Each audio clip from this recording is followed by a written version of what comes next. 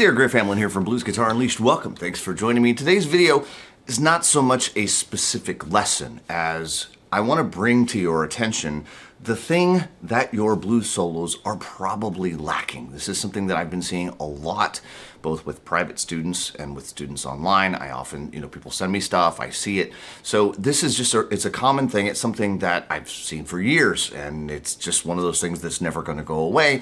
But if somebody doesn't tell you about it, you're going to have a hard time fixing it. So let me show you what I mean. And in a nutshell, something played, a small lick or a small phrase or a small idea played with conviction, with intent, is always going to sound better. And when I mean to play something with conviction or to play something with intent, I mean to actually know what all of the notes are going to be before you start it. Let me show you what I mean by that. If I have just a simple jam track, okay, this is just a blues shuffle in A. It's the third, it's the jam track from the third solo in Blues Guitar Unleashed, the course.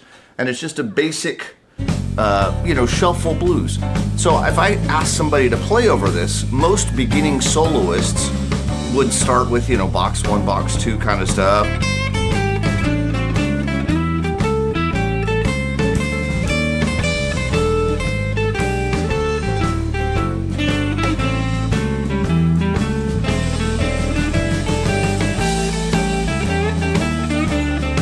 There might be some bands, but by and large,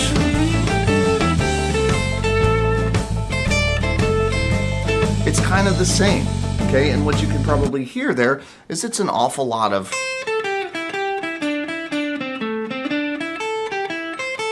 it's just it kind of meanders around.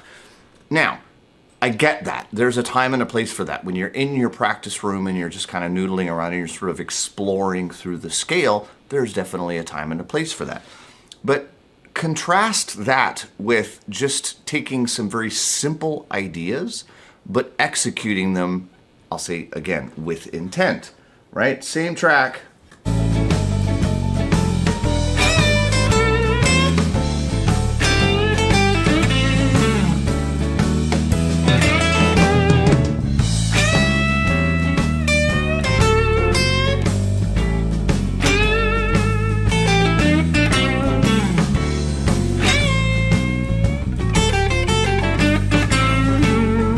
Again, short phrases.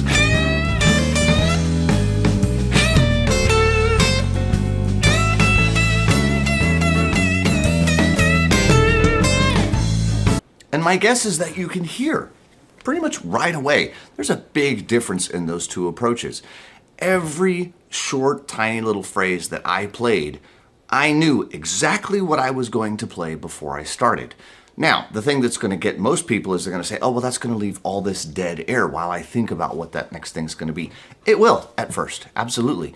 It's going to require some dead air.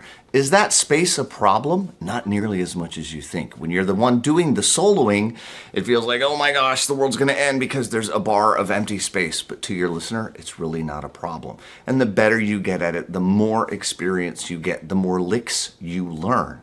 Right? Licks that you get under your fingers, that you own, that are part of your vocabulary. The more of those that you get, the faster you can just, use them as you're playing one, you can start thinking of the next one. And that's how you get these long phrases, right? It's a lot of little short phrases all strung together. So again, I know this is not necessarily a lesson, and I hope that you'll really take to heart though what I've said today.